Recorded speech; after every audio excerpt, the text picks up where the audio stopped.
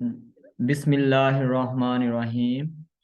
Dear student, कैसे हैं? उम्मीद है कि आप सब खैरियत से होंगे। अल्लाह ताला आप सबको हिफ्ज़ व ईमान में रखे। जैसा कि आप लोगों को पता है कि हमने CSS की सीरीज़ स्टार्ट की हुई है।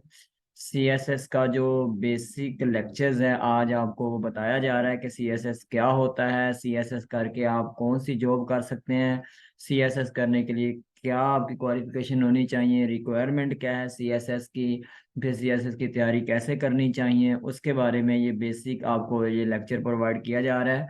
तो लेक्चर नंबर 1 है हमारा। जैसा कि आप देख रहे हैं स्क्रीन के ऊपर, अबाउट CSS एग्जामिनेशन, यानी CSS एग्जाम्स के बारे में ये लेक्चर नंबर 1 है। तो हम देखते हैं इंट्रोडक्शन में। तो आप देख रहे हैं CSS क्या है, सेंट्रल सुपीरियर सर्विसेज एग्जाम होता है। ये पॉपुलरली इसको हम CSS एग्जाम भी बोलते हैं। और ये ऑर्गेनाइज्ड कौन करता है? Federal public service commission, FPSC। ये इस्लामाबाद फेडरल गवर्नमेंट का एक डिपार्टमेंट है जो कि CSS की रिक्रूटमेंट करता है, उसके टेस्ट को ऑर्गेनाइज्ड करता है। अगर आप ये टेस्ट पास कर जाते हैं, पास करने के बाद आपको एज ए रिक्रूटेड कर दिया जाता है, गवर्नमेंट ऑफिसर बना दिया जाता है 17 स्केल का। ठीक है। तो FPSC मैंने नीचे लिखा है, स्टेचुरी बॉडी है गवर्नमेंट की। ये constituted 1947, the functions under the guiding principle of article 18, article 25, 27, 34, 36 and 38 of the constitution of Islamic Republic of Pakistan 1973। 1973 का जो आइन है, उस आइन के ये आर्टिकल के तहत ये फंक्शन करता है। और under section 7 federal public service commission ordinance 1977, यानी जो 1977 का ऑर्डिनेंस था, उसका अंडर सेक्शन 7 के तहत ये FPSC बॉडी काम करती है और आपको रिक्रूट करती है, आपके एग्जाम्स लेकर आपको ऑफिसर बनाती है। आगे देखें, अगर आप CSS एग्ज़ाम पास कर जाते हो, 100% क्लियर कर जाते हो, compete कर जाते हो, कम्पिटिटिव एग्ज़ाम है ये, आप मुकाबला कर जाते हो, तो फिर आप कौन से डिपार्टमेंट हैं जहां आप जॉब आपकी हो सकती है? पहला है जी कॉमर्स एंड ट्रेड सर्विसेज है। कॉमर्स एंड ट्रेड सर्विसेज में क्या नाम शो कर रहा है कि यहाँ ट्रेडिंग होती है, कॉमर्स होती है, ये चीज़ें हैं। Commercial diplomacy, economic development of Pakistan की जो इकोनॉमिक डेवलपमेंट है वो इसमें आती है। उसके बाद डिस्ट्रिक्ट मैनेजमेंट ग्रुप होता है, यानी डिस्ट्रिक्ट लेवल पे जो मैनेजमेंट हमारी गवर्नमेंट की होती है, इसे सब डिवीजन लेवल भी बोलते हैं। उसके फॉरेन सर्विसेज ऑफ पाकिस्तान है, फॉरेन कंट्री के साथ जो हमारा होता है, इन्वेस्टर्स वगैरह होते हैं, सेक्रेटरी वगैरह होते हैं। कस्टम्स एंड एक्साइज सर्विसेज होती हैं, कस्टम टैक्स कलेक्शन होती है, एक्साइज टैक्स होते हैं। इस तरह इंफॉर्मेशन ग्रुप है, इंफॉर्मेशन मिनिस्ट्री के अंडर आता है। इनकम टैक्स ग्रुप है, इन इनकम टैक्स कलेक्शंस के बारे में है। ऑफिस मैनेजमेंट ग्रुप है। आप देखें, एक है DMG यानी डिस्ट्रिक्ट मैनेजमेंट ग्रुप है, और यह है ऑफिस मैनेजमेंट ग्रुप। इन दोनों में क्या फ़र्क है? ये जो डिस्ट्रिक्ट मैनेजमेंट ग्रुप है, ये डिस्ट्रिक्ट लेवल पे, सब डिवीजन लेवल पे काम करता है। जो ऑफिस मैनेजमेंट है, ये फेडरल लेवल पे, सेंट्रल लेवल पे जो ऑफिसर्स होते हैं, यानी जो फेडरल के सेक्रेटरी वगैरह होते हैं, उनका ये ग्रुप होता है। जैसा military land in cantonment groups होता है, यानी जो मिलिट्री लैंड्स होती हैं, जितने भी छावनियाँ होती हैं, वहाँ इनका काम होता है, फंडिंग फंडिंग इकट्ठी करना होता है। ठीक है। उसका पुलिस सर्विसेज ऑफ पाकिस्तान है।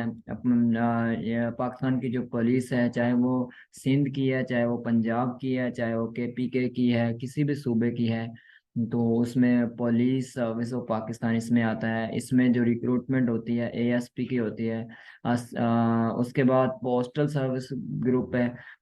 पोस्टल सर्विसेज ग्रुप की बहुत सारी रिस्पॉन्सिबिलिटीज होती हैं, ये बात आपने याद रखनी है। और उसके बाद Pakistan audit and account services है। Railway, commercial and transportation group आ जाता है।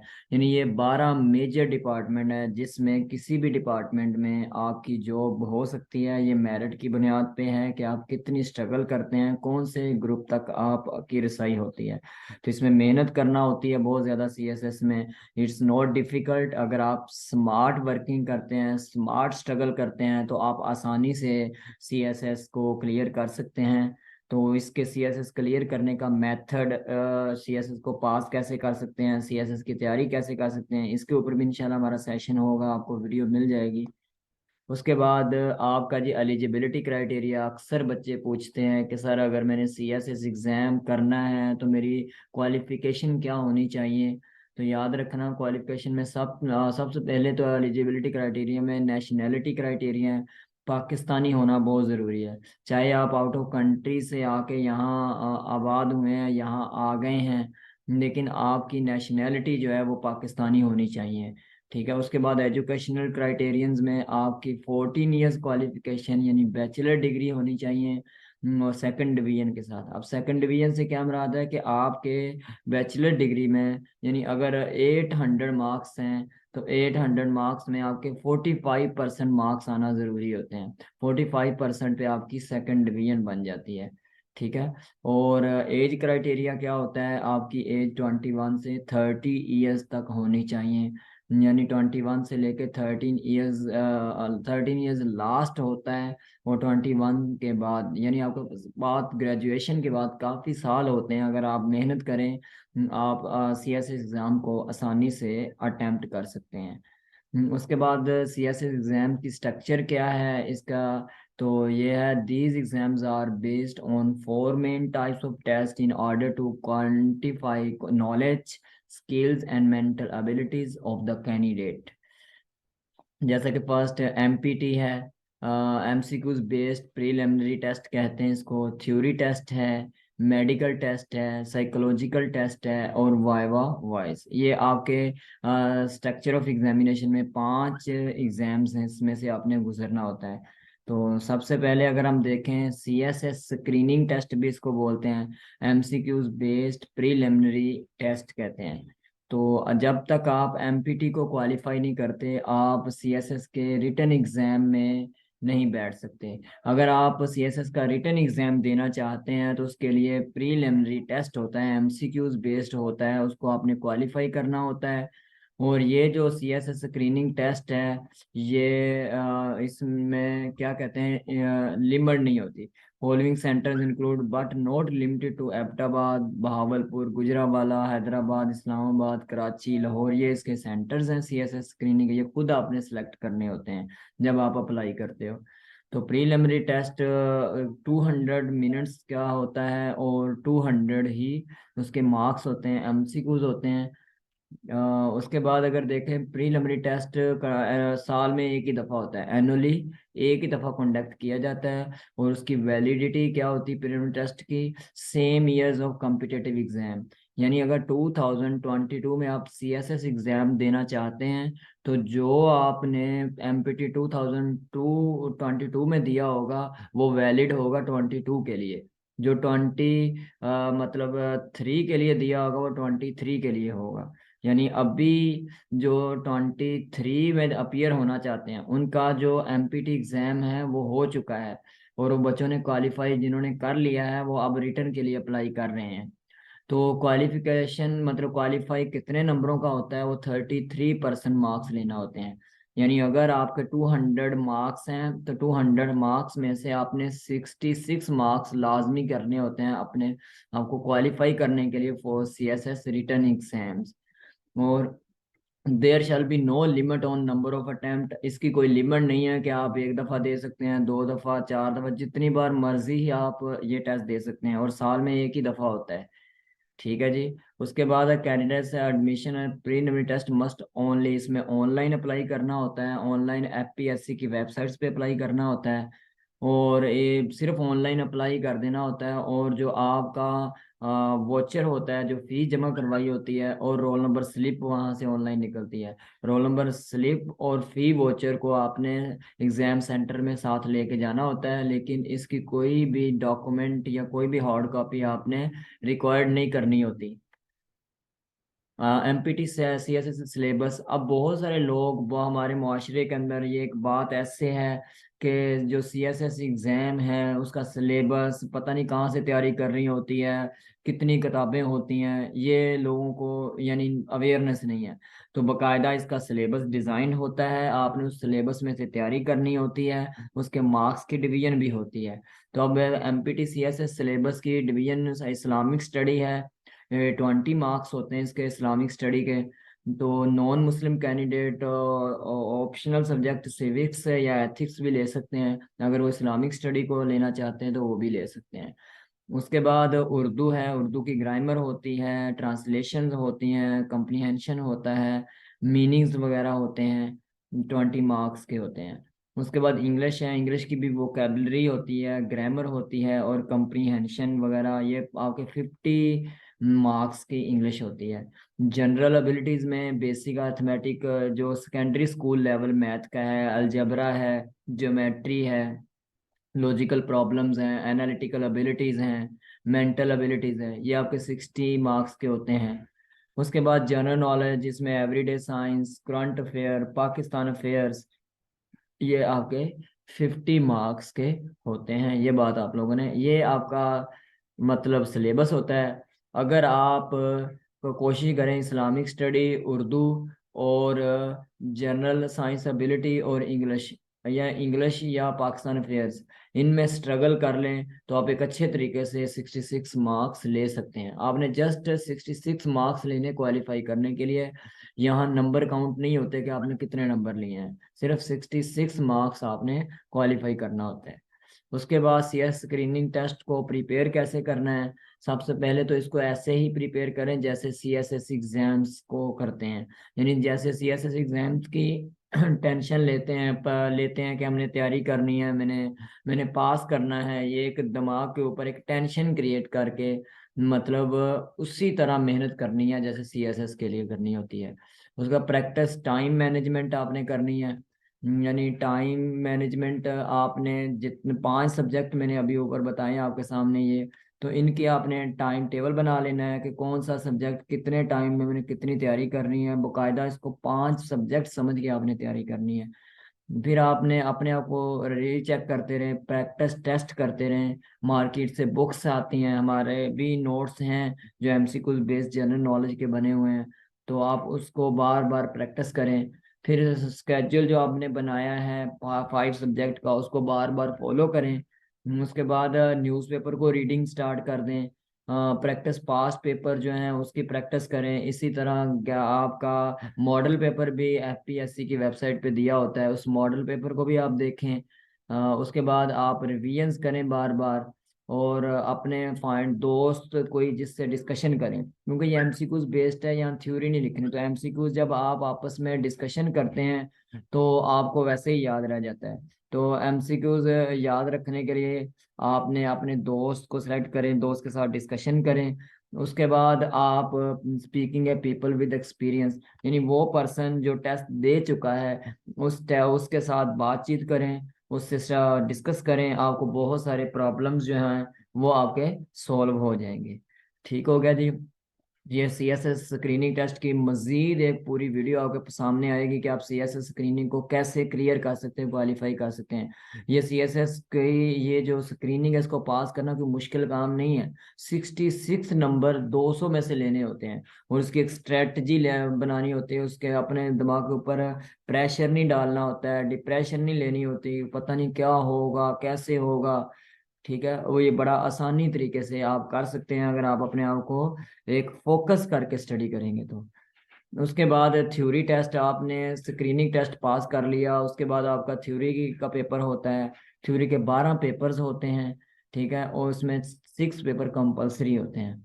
जो कंपलसरी पेपर है उसकी क्वालिफाई करने के लिए 40% नंबर चाहिए होते हैं, यानी 100 में से 40%, और ऑप्शनल में से 33% आपने पास लेने होते हैं। याद रखिएगा, यहाँ आपने पास नहीं होना, यहाँ आपने कंपटीशन करना है, यहाँ आपने मेरिट पे आना है। तो इसीलिए ये तो उन्होंने पासिंग क्राइटेरिया रखा है कि आपने CSS पास किया है, लेकिन जो सीट्स होती हैं, सीट को अपनी सीट बनाने के लिए आपको स्ट्रगल करना होती है बहुत ज़्यादा। तो इसीलिए कंपटीशन के लिए आपने अपने क्राइटेरिया बनाना है कि मैंने ज़्यादा से ज़्यादा नंबर गेन करने हैं।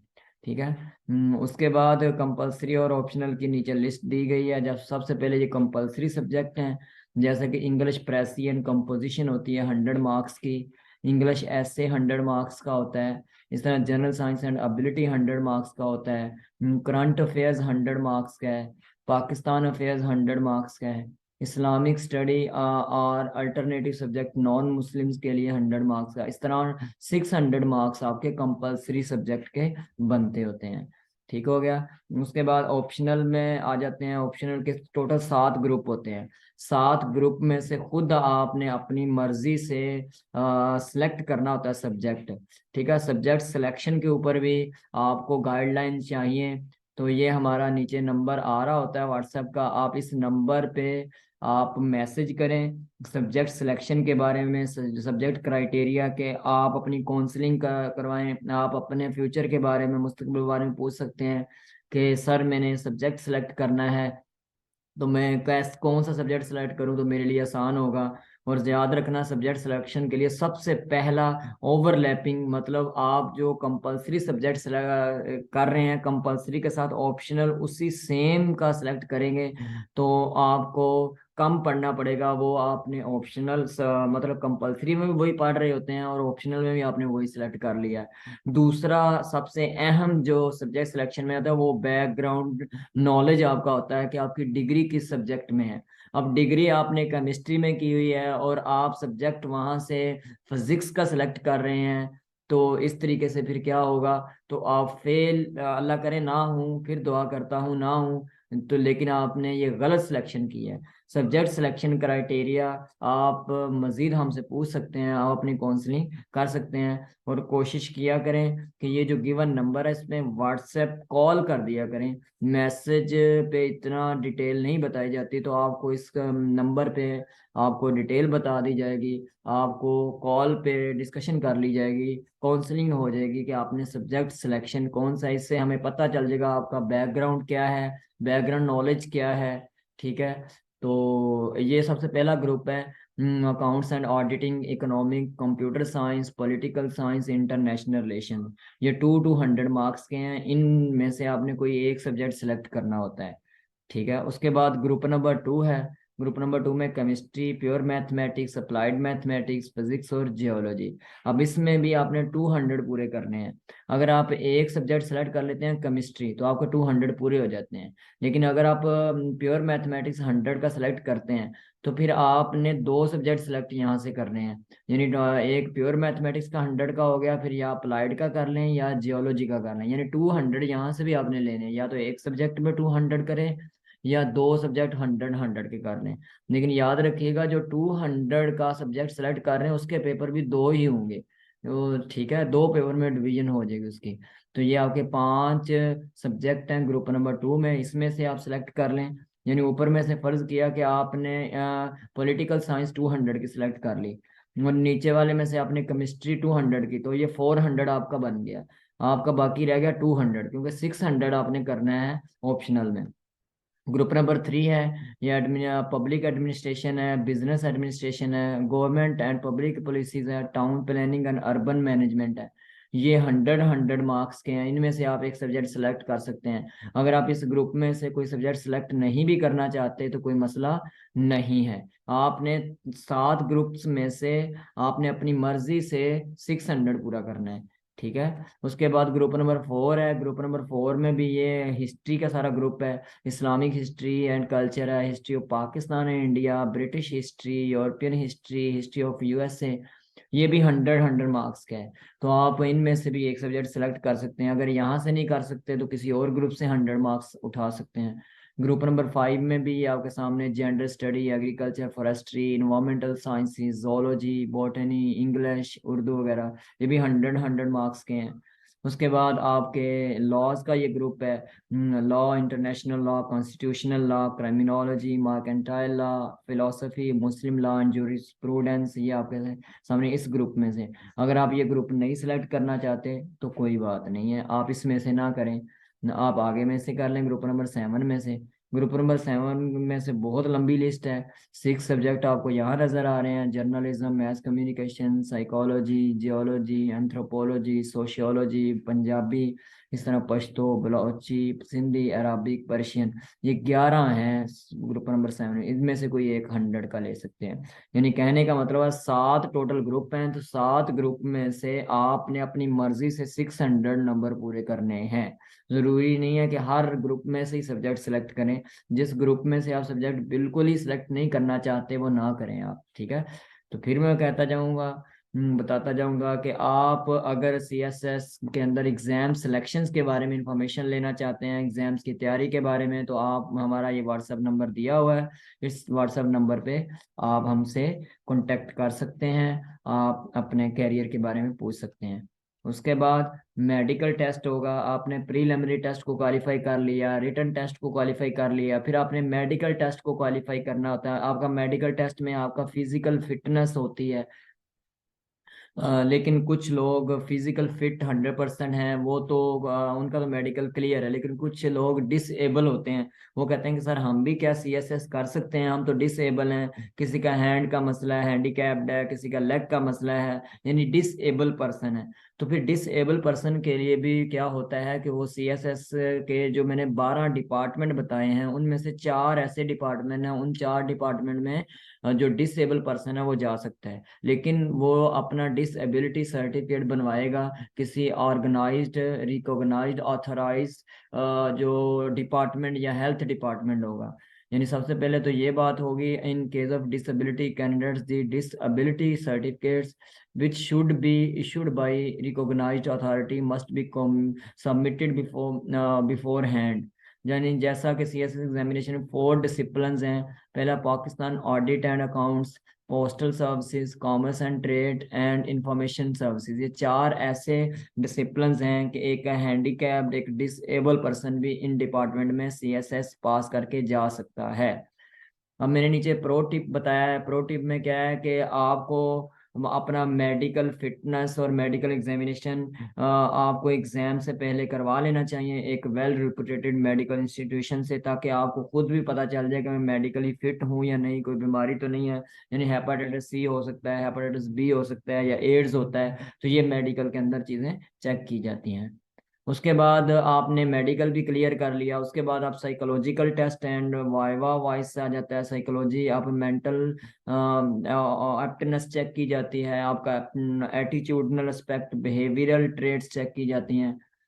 उसके बाद वाइवा वाइस किया जाता है। ये जो साइकोलॉजिकल एंड वाइवा वाइस है ये 300 मार्क्स का होता है, ठीक है। जैसा कि रिटन एग्जाम आपका कितने मार्क्स का था, 1200 का था, 600 कंपलसरी, 600 ऑप्शनल का। इस तरह आपका प्रीलिमिनरी टेस्ट 60 मतलब 200 का था, तो आपने 66 क्वालिफाई करना था। तो ये आपका साइकोलॉजिकल और वाइवा वाइस में 300 मार्क्स ले लिया। आपने सीएसएस क्लियर कर लिया तो आप सीएसएस ऑफिसर ब्यूरोक्रेट बन जाएंगे, ठीक है जी। उसके बाद बहुत सारे बच्चों के सवाल होते हैं कि सर जो सीएसएस एग्जाम है ये कहाँ होता है। तो ये कुछ मैं सिटीज लिखे हुए हैं, ये कराची, लाहौर, इस्लामाबाद, एबटाबाद, पेशावर, बहावलपुर, डेरा गाजी खां, ये नहीं जितनी भी डिवीजन्स हैं, खासतौर पर उन डिवीजन्स के अंदर ये मतलब टेस्ट होता है। तो इंटरव्यू जो होता है उसके जो सेक्शन है वो 5 सिटीज हैं। वो एक्चुअली 5 सिटीज क्या हैं, कैपिटल सिटीज ऑफ प्रोविंसेस हैं। जैसे कि सिंध का प्रोविंस कराची है, कराची, लाहौर पंजाब का प्रोविंस है। इस तरह इस्लामाबाद ये तो पाकिस्तान का प्रोविंस बन जाता है, कोयटा एंड पेशावर है। यानी ये 5 सिटीज हैं यहाँ इंटरव्यू होता है। उसके बाद आप है अप्लाई कैसे करना है, ये भी बच्चों का सवाल होता है। जैसे आपने प्रीलिमिनरी टेस्ट की अप्लाई किया था, आपने प्रीलिमिनरी टेस्ट एमपीटी पास कर लिया, अब आपने सीएसएस एग्जाम के लिए अप्लाई करना है, तो उसके लिए आप ऑनलाइन अप्लाई करेंगे, ठीक है। ऑनलाइन अप्लाई के लिए आपका एक CNIC number, bank details mention, optional subject के ऊपर जो जो भी आपकी क्वालिफिकेशन, एजुकेशन सारी आपने वहाँ लिखनी होती है, ठीक हो गया। उसके बाद आपका जी डॉक्यूमेंट्स क्या चाहिए वो मैंने ऊपर भी बताए थोड़े से। कॉपी एजुकेशनल सर्टिफिकेट्स की, फोटोग्राफ्स, फोटोग्राफ यानी फोटो आपकी चाहिए, bank recipient of exam fee, experience certificate if required, अगर एक्सपीरियंस सर्टिफिकेट अगर रिक्वायर्ड है तो वो भी आप दे सकते हैं।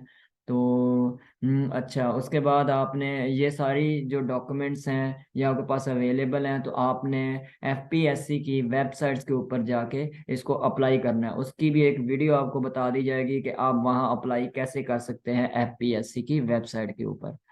उसके बाद फीस स्ट्रक्चर के बारे में पूछते हैं कि सर इसकी फ़ी कितनी है। तो इसकी फ़ी याद रखना है, जो गवर्नमेंट की एफपीएससी की फ़ी है वो 2200 है। जो लोग ऑनलाइन अकेडमीज़ के अंदर पढ़ते हैं या फिजिकली जाके अकेडमीज़ के अंदर पढ़ते हैं, वो अकेडमीज़ की अपनी फ़ी होती है जो आप वहाँ पे कर रहे होते हैं। लेकिन जो गवर्नमेंट की जो एफपीएससी की फ़ी है वो 2200 है। हाँ, उसके बाद आपने पेपर दे दिए, पेपर के बाद आपको डाउट हुआ कि मेरे नंबर कम लगाए गए हैं, मेरे नंबर ज़्यादा होने चाहिए, तो मैंने पेपर को क्या करना है, रीचेक करवाना है। तो पेपर रीचेकिंग की फीस जो है ना 500 है, ये भी याद रखना है। और कैंडिडेट्स अपीयर हो सकता है सीएसएस एग्जामिनेशन में 3 टाइम, यानी 3 दफ़ा वो सीएसएस एग्जाम रिटर्न एग्जाम में बैठ सकता है, 3 से ज़्यादा दफ़ा वो नहीं बैठ सकता। और मज़ीद आपको सवाल हैं आपके, तो आप हमारे इस नंबर के ऊपर अपने सवाल ज़रूर सेंड करें, आप हमें कॉल करें, हम आपको फुली गाइड करेंगे सीएसएस के हवाले से। तो थैंक यू, शुक्रिया, आप लोगों ने हमारा लेक्चर सुना। तो हमारे इस तरह पूरे सीएसएस के अंदर तमाम ऑप्शनल, तमाम मतलब जो कंपलसरी सब्जेक्ट के लेक्चर्स भी इंशाल्लाह हमारे जल्द ही यूट्यूब के ऊपर अपलोड हो जाएंगे। तो आप हमारे यूट्यूब चैनल को भी सब्सक्राइब कर लें, बेल आइकन्स को दबा लें, ताकि आप तक हमारी हर डेली अपलोड होने वाली वीडियो पहुंचती रहे। और जिसको हमारे यूट्यूब चैनल का लिंक चाहिए, वो हमारा ये नंबर है 031013211183, इस पे मैसेज करें। मैसेज करके सबसे पहले अपनी डिटेल ज़रूर बताएं, आप अपना नाम बताएं, अपनी क्वालिफिकेशन बताएं। ठीक है, डायरेक्ट मैसेज ना करें कि वीडियो चाहिए। आप पहले अपने बारे में बताते होते हैं, प्रोफेशनल बने, अपने बारे में बताएं कि आप कौन हैं, आप क्वालिफिकेशन क्या है, आप कहाँ से बात कर रहे हैं। फिर हम आपको ये लिंक सेंड कर देंगे, आप इंजॉय करना। सीएसएस पास करना कोई मुश्किल काम नहीं है। तो अभी प्रीलिमिनरी टेस्ट तो इस साल का हो चुका है, अभी सीएसएस एग्जाम्स, रिटन एग्जाम्स की तैयारियां चल रही हैं। ठीक है, उसकी अप्लाई आगे हो रही है। तो जो नेक्स्ट ईयर देना चाहते हैं वो अभी से अपनी तैयारी शुरू करें। हमारे जो सीएसएस के लेक्चर्स हैं, प्रीलिमिनरी एग्जाम्स के लेक्चर हैं, उन लेक्चर को ज़रूर सुने, इंशाल्लाह आप लोगों को फ़ायदा होगा। अल्लाह ताला आप लोगों को कामयाब करे। बेस्ट ऑफ लक, शुक्रिया।